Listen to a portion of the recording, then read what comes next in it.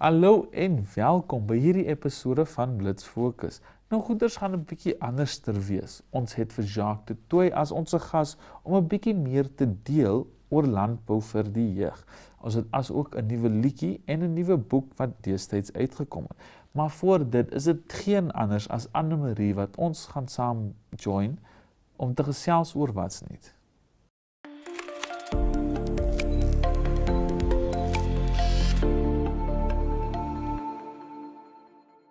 Hallo en welkom by hierdie episode se Wat's Nuut. Soos julle kan sien, ek is terug met Anne-Marie en ons is weer op die Blitz Fokus bank om 'n bietjie te gesels met wat gaan aan in die wêreld vandag. Hoe gaan dit met jou? Dit gaan goed, dankie. Ons het 'n lekker besige naweek gehad. Dit was Kiro Oshona Gymnasium se kultuurfees gewees. Ofwel hulle het die kultuurfees gehost hierdie jaar, maar dit was 'n byeenkoms van al die Kiro skole, Windhoek Gimnasium, Oshona Gimnasium, Roots Gimnasium en dan natuurlik ek dink daar's een in Wolf's Bay ook, wat almal toe nou bymekaar gekom het om hulle top kultuurpresteerders te showcase. Wow, dit klink daarom nou amazing. Nou, vertel ons 'n bietjie meer, wat is Kiro skool so 'n bietjie? So ek weet nie of ek die regte persoon is om hieroor te praat nie. Ek weet nie of ek heeltemal gekwalifiseer is nie. Maar van wat ek verstaan is Kiro skole essentially 'n groep, dis amper soos 'n umbrella company, Kiro, wat 'n klomp gimnasiumskole besit wat dan nou onder hulle val. Hulle het in Suid-Afrika begin, as ek dit nie mis het nie. Althans die eerste Kiro skool waarvan ek geweet het, was terwyl ek nog in Suid-Afrika gebly het. En daar is 4 Kiro skole in Namibië. As ek kan verkeerd wees, daar kan 'n paar wees waarvan ek dalk nie weet nie, maar sover ek verstaan is daar 4 Kiro skole, en hulle is basies 'n sambreel company wat skole onder hulle het. Okay. Dit klink amper so snap so met 'n klomp skole wat bymekaar gekom het. Ja, dit is amper so iets. Ja, ek dink daar is bietjie verskille tussen die twee as mense nou in detail gaan kyk na dit. Maar basies 'n groep skole wat bymekaar kom en half soos wat NAPSO almal saam iets gaan doen. Ja. Almal het NAPSO Kultuurweek, dit het Kiro ook hulle En mekaar Kiro ondersteun, Kultuurweek. ja. Ja, so Okay. iets. Nou, dit is selfs nou iets interessant, maar ongelukkig is dit nie alles goeie nuus nie. Ek is seker ons is almal nou al bewus oor die brand wat aan die gang loop. Ja, dit is Etosha is aan die brand, of ja, Etosha het basies afgebrand. Die laaste Ja. wat ek gelees het was op die Republikeinse Voorblad, het hulle gesê 800,000 hektaar van die Etosha Nasionale Park wat dan nou gebrand het. Sjoe. Ja. Nou, ek weet nie of jy weet hoeveel 800,000 hektaar is nie. Okay, Maar ek ken nie die presiese nommer, maar ek kan glo dis groot. Ja, nee, dit is massive hoeveelhede van die park wat ongelukkig afgebrand het. Ek dink dit is baie hartseer. Etosha Nasionale Park is so groot. Ek wil amper sê stapel vir ons land. Ja. Mense kom van ver en van wyd om die Etosha Nasionale Park te gaan kyk en te besoek en so. So baie hartseer. Ek weet die brandweer het hierdie week National Safety Week aan die gang. Ja. In Windhoek, en ek dink dit is iets waarna ons almal kan kyk om dalk te attend, en dalk net bietjie meer te leer sodat sulke tragedies soos wat op die oomblik aan die gang is in Etosha verhoedbaar is. Ja, nee, dis waar. Ek is dan net meer nuuskierig oor wat gaan gebeur met die diere. Ja, kyk, dis baie moeilik. Ja. Dis nie regtig iets soos ek probeer om nie te veel aan sulke goed te dink nie, want dit is baie hartseer. Maar Namibië het hulle hele Defence Force deploy om die brande te gaan veg. Natuurlik gaan hulle probeer om soveel as moontlik diere te red as wat hulle kan, maar dit is ook nie altyd moontlik nie. Diere raak bang, verskriklik skrikkerig, vries, jy weet mos nou ons almal het ons fight or flight. Ja. So dit is hartseer, maar ek dink 'n groter meerderheid van die diere sal seker nie meer met ons wees nie, maar ek weet dat ons brandweer en die Namibian Defence Force probeer regtig hulle bes om hierdie brande te keer en te verhoed sover soos wat hulle kan. Ja, nee. Sterkte vir hulle en ek hoop maar net allerbeste daarvoor. Nou, het daar enigiets anders interessant gebeur wat jy dalk van weet? Kyk François, daar gaan altyd iets aan. Daar's altyd iets aan die gang. Ons is op hierdie stadium verskriklik besig ten opsigte van matriekafskeide. Ja. Dit is daai einde van die jaar, skole begin Daai amper met tyd. eksamen. Ja. So sterkte matrieks vir julle, ons almal dink aan julle en nie net matrieks nie, graad 11s ook. Ek weet dat die ordinary level eksamens begin ook amper, so baie sterkte, ons dink aan julle. Ek dink ons in ten opsigte van sport en so, die dinge seker maar bietjie rustig geraak as gevolg van dit. Veral wil ek amper sê in die jeugnuus, net om daai kinders ook hulle geleentheid te gee om bietjie te regroup en reg te maak vir die eksamens. Liefde by die naam is hierdie naweek. O ja, ek het heel vergeet daarvan. Exciting stuff. Ek persoonlik is baie opgewonde. Gaan jy daar wees? Ek besluit nog. Nou, hierdie is nou die ding. Ek het so Liefde by die Dam het in 2018 in Suid-Afrika begin. Ja. Dit was die eerste jaar wat hulle ooit 'n Liefde by die Dam gehou het. Ek was daar. O. 14-jarige ek was daar. Dit is die eerste keer in my lewe gewees wat ek vir Fransjo van Cooke live gekyk het. Okay. En ons almal weet nou al teen die tyd my liefde vir Fransjo van Cooke hardloop baie diep. So ek het nog nie 'n Liefde by die Dam gemis van 2018 af nie, toe ek Namibië toe getrek het. Die eerste jaar toe ek in Namibië gebly het, was daar nog nie Liefde by die Dam nie. Toe het ek teruggevlieg Suid-Afrika toe. Om die een in Johannesburg by te woon.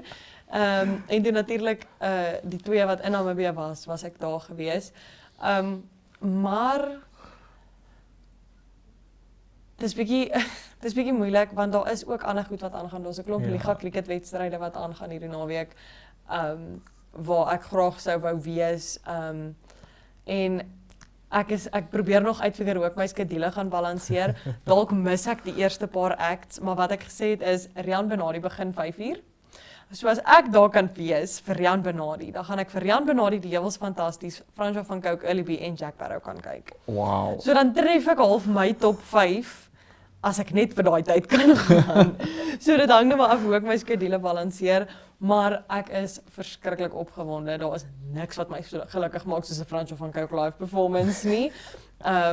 Ek het actually op 'n stadium snaaks genoeg 'n weddenskap aangegaan met iemand dat ek 'n tatoeëermerk van sy lirieke sou kry as hy begin het uit 'n set kom doen in Namibië. En toe sê ek as hy begin met Brand Suid-Afrika, sal ek die lirieke van Brand Suid-Afrika laat tatoeëer. Oh. Gelukkig vir my en my ma se hart het hy toe nou nie begin met Brand Suid-Afrika nie.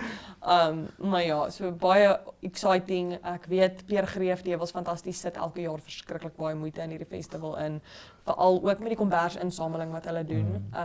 Waar hulle vir jou sê, bring jou kombers en los hom. Hulle samel die komberse in en gee dit dan vir minder bevoorregtes wat kan koud kry of wat dalk die ekstra kombersie nodig het. So. Wow. Kyk nou, moenie te veel geskok wees, maar ek was eintlik nog nooit by Liefde by die Dam nie. Fransjo. Ek dink ons het nou al 'n paar keer gepraat, nee. Daar's 'n paar gaps in hierdie opvoeding waaraan ons baie hard gaan moet begin werk. Tussen my en jou gaan ons iewers daai gaps moet uitsorteer. Ek kan vir jou sê die vibes is immaculate. Daar is niks soos 'n groep mense wat bymekaar kom om klomp live artists te luister nie. En die lekker ding vir my is altyd almal gaan nie vir dieselfde rede nie. Ja. Ek is 'n diehard nou, ek weet nie wat jy weet van types of festival goers nie, maar ek het hulle half soos gekategoriseer vir myself. So jy kry die festival goer wat gaan vir die kunstenaars. Ja. Hulle gaan strictly om die musiek te kyk. Dit is ek. Okay. Ek is altyd front row teen die stage besig om die musiek te luister. Ek het nie 'n saak met wat om my aangaan nie. Dan kry jy daai festival goers wat gaan want hulle wil saam met hulle vriende uitgaan, 'n outing maak daarvan. Geen nie regtig om oor die musiek nie, maar hulle is daar saam met hulle vriende. Okay. Dis nie ek nie. Okay. Could never be me. En dan kry jy soos die festival goer wat loukie net daar is van 'n kuier. Dis 'n vibe, hy is daar vir die vibes strictly. So as jy jouself moes kategoriseer, watse tipe soos festival goer sou jy wees? Ek sou sê seker vir die vibe. Vir die vibe. Seker vir die vibe. Maar praat van vibe, ons gaan die vibe so 'n bietjie moet verander. Dit is nou ongelukkig al wat ons voor tyd het vernies. Het ek nou alweer so baie gepraat oor liefde vir en dat ons tyd verby is. Moenie worry nie. Dit is altyd goed om iets te hê waarvoor jy passievol is, veral as dit iets te doen het wat nie werk is nie. Ja. Ja. So kykers, dit is altyd wat ons het vir wat's nie, maar volgende het ons 'n interessante onderhoud.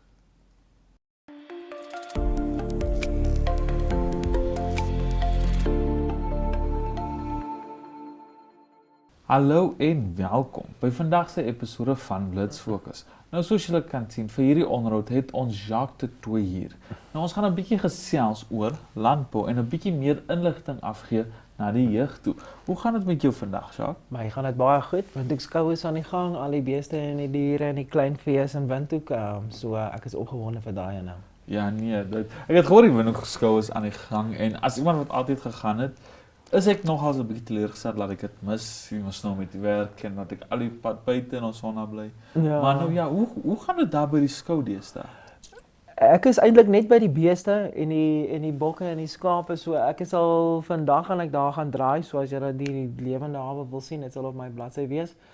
Die res van die skou wat meeste mense gewoonlik kyk, daai gedeelte sien ek amper nooit hê. Vir my is skou net diere. Maar ek is seker daar's 'n klomp lekker goeders daarso waar die mense kan gaan kyk. Ek dink dit teen Vrydag en Saterdag is definitief die moeite werd om te wees, want Saterdag is die groot beesberade en die hoofwenners en die hoofkommissaris van die Britse hoofkommissaris gaan hier so wees, so daai is die dag. So lyk my daarom nou landbou bring groot name in. Ja, daar's PJ Butler, hy is van Texas af, wat ook wie hy so is, so hy gaan inkom en die beeste beoordeel en sy kundigheid gee.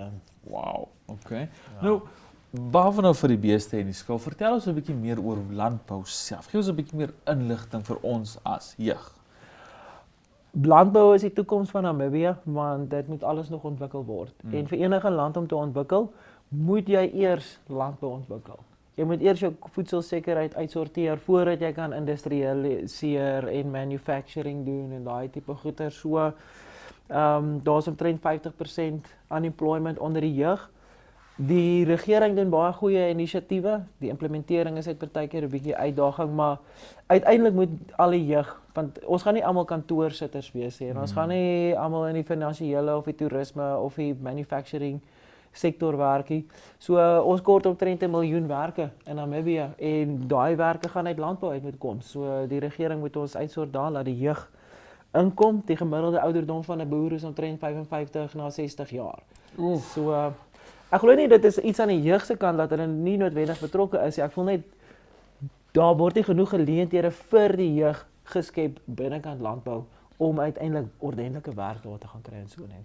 Ja, want van my kant af landbou was altyd 'n groot menswerk, so te Precies, sê. En die ja. jeug was ons nou altyd daar uitgehou, sê nee, jy weet wat jy doen nie, jy het nie die inligting nie, jy het nie die wat is dit experience nie. So om te sien dat ons regering nou meer doen om die jeug in te kry, ek dink dit sal goed doen. Nou, ek is 'n bietjie nuuskierig oor iets. As ek daaraan dink, wat is die grootste uitdaging vir ons in landbou? In Namibië self of vir die jeug in Namibië? Ek sou sê vir Namibië self. Ons grootste uitdaging in Namibië is ons reënval en dan om genoeg grondstowwe te hê. So ons kan boer, ons het goeie genetika, ons het al die kundigheid en die ervaring. Die een probleem is ons het nie genoeg grondstowwe om vir ons diere te voer nie. Soos Tinus Pretorius, die president van die Landbouunie gesê het, net 2% van Namibië is geskik om plante te groei, van mielies tot groente. Nou, ons moet baie mielies groei om al ons diere te voer.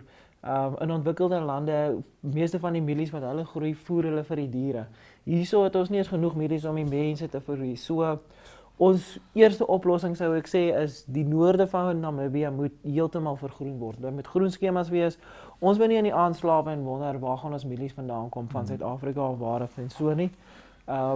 So die reënval vir die ontwikkeling vir groente en mielies en dan ook om genoeg gras te groei vir al ons beeste en so dat ons genoeg van onsself kan groei. Wow, dit klink soos 'n groot projek daai, maar soos wat jy nou dit staan en vertel het en alles het ek onmiddellik begin dink. Jy weet ons het hierdie groot stuk woestyn aan die kus. Ja. Nou hoekom sê nou maar hypothetically. Wat van as ons nie net 'n groot stuk daar uitsny en daai losstand en alles begin verwerk in grond wat kan groei nie? Ons kan, maar daar's baie makliker areas van Namibië om te boer voordat ons eers na hoef te kom. Soos ons het ons groen skemas en so in die noorde, daar's meer as genoeg reënval in die noorde. Die groen skemas wat ons daarso het, die groot spulpunte, soos kyk net die Zambezi streek alleen. Daar's geen spulpunt irrigation daar nie. So daar's in die hele Zambezi streek is daar niemand wat 'n spulpunt het met 'n trekker, die almal plant ook met die hande. So voordat ons by die woestyn uitkom, kan ons die Zambezi streek miskien ordentlik mekaniseer, samewerking tussen die private sektor en die publieke sektor en die jeug betrokke kry, laat selfs net die Zambezi streek, as ons net die Zambezi streek ordentlik kan onder spulpunt irrigation kry, dan gaan ons miskien al klaar verdubbel of vertrippel wat ons produseer. En dan as ons dan nog nodig het, kan ons na die woestyn kyk. Ek moes maar net dink, want ek meen mense in die kus gaan ons nog nie altyd kans kry wat daar kennis het om op noorde toe te gaan. Ja, Dis mos toe die idee wat ek aan dink. Want Ja. terwyl die noorde se mense besig is, in plaas van dat mos nou mense in die kus wat mos nou die kennis het net sit en niks doen nie, kan hulle daar iets begin. ag jy hoef nie landbou te forceer in daai gedeelte van Namibië noodwendig nie, want die gedeeltes waar landbou kan floreer is nog heeltemal onontwikkeld. Namibië is heeltemal onontwikkeld. Alles moet nog van die grond af opgebou word.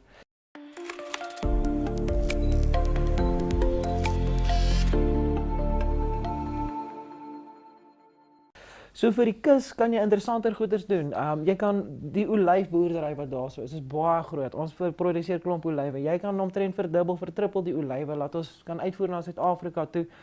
Jy kan miskien nog 'n slakplaas gaan oopmaak, want daai slakplaas, hulle wil 600 ton slakke is wat hulle van plan is om uit te voer. Na Europa toe, 600 ton. Net om jou 'n idee te gee.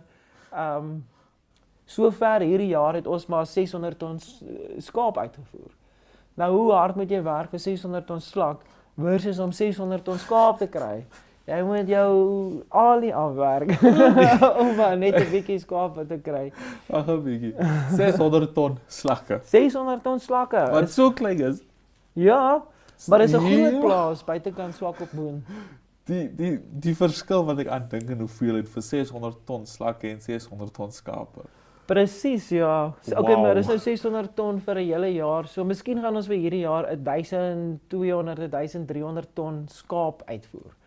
Maar ons is al klaar met net een plaas 600 ton slak. Ek sê nou nie ons moet 'n slak produseer in 'n land wees nie. Ons moet nog steeds skaap boer, maar Ek dink ons moet van lyk my ons kry baie daai uit. jy hoef nie te gaan sukkel in die woestyn om om te gaan boer nie. Daar's eindelose geleentheid nog in Namibië om ordentlik grondstowwe te maak wat nou soos gras en goeters is en mielies te boer en die beesboerdery te vergroot en die groot probleem ook is Namibië het meer beeste as mense.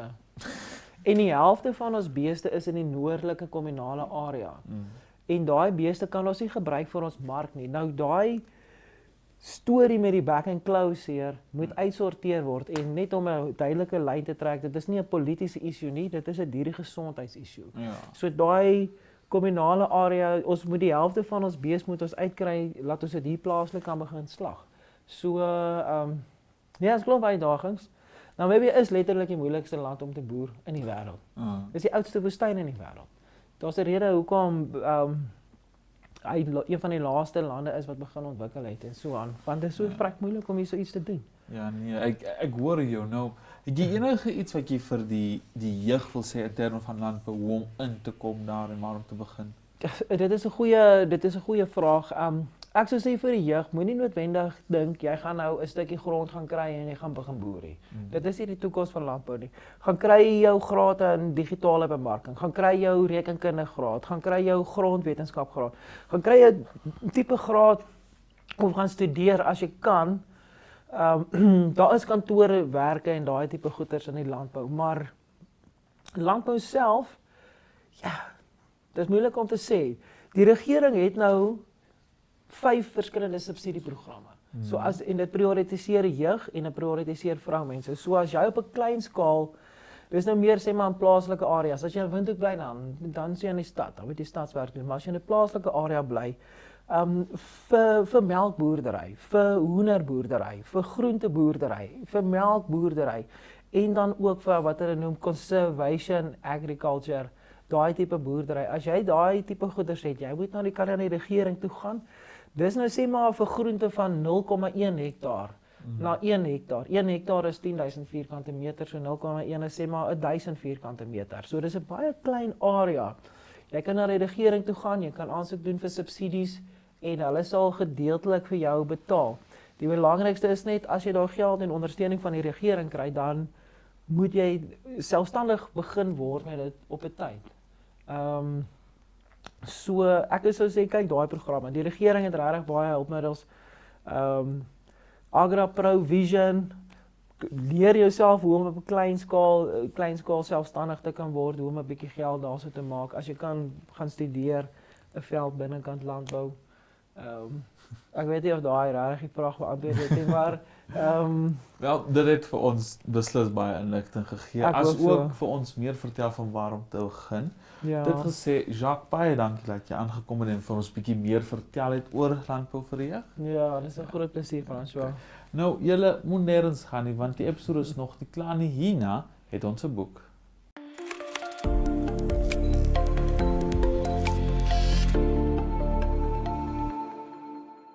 Hallo en welkom by Nuut op die Rak. Ek hoop julle het daai onderhoud geniet en ek hoop julle het 'n bietjie meer geleer.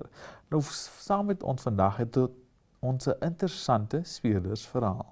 Nou in die drie weduwees volg die storie Amy Prinsloo.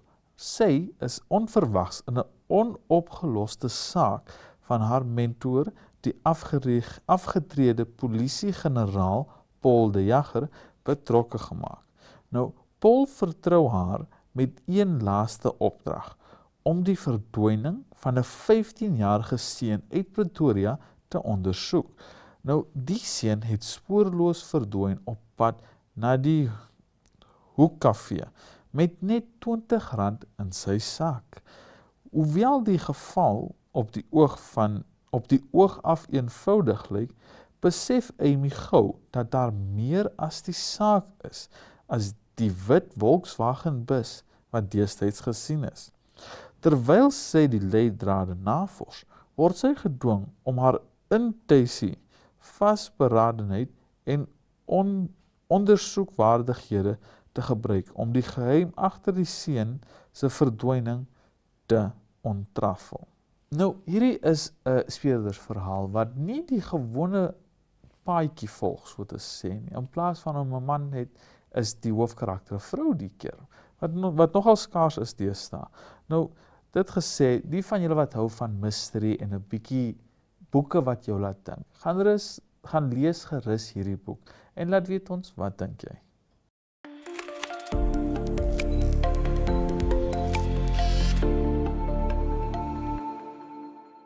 Hallo en welkom by Voor in die Koor, waar ons 'n bietjie gaan gesels oor 'n nuwe liedjie.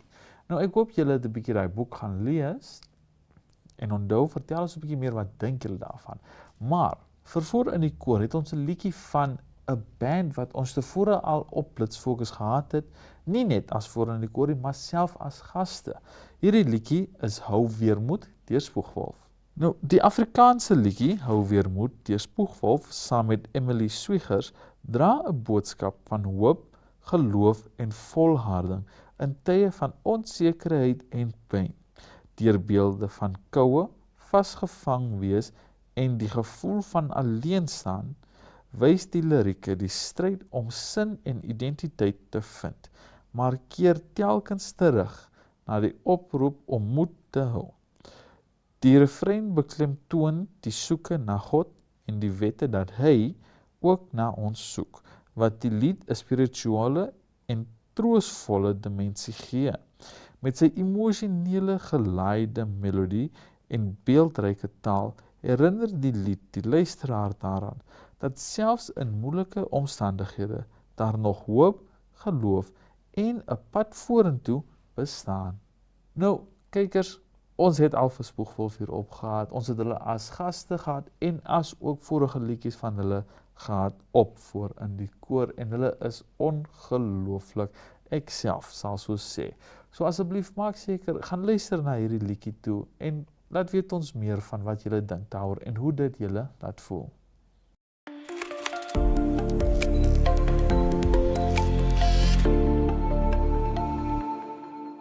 Wel, ongelukkig is dit nou altyd waarvoor ons het vir hierdie episode, maar moenie worry nie, julle kan ons elke Woensdag kry, elke week 'n nuwe episode. Ons is selfs op sosiale media, ons het 'n WhatsApp chatbot waar julle meer kan kyk en julle kan altyd teruggaan na OneUp2 en ons nuutste episode gaan kyk daarso. Tot volgende keer, totsiens.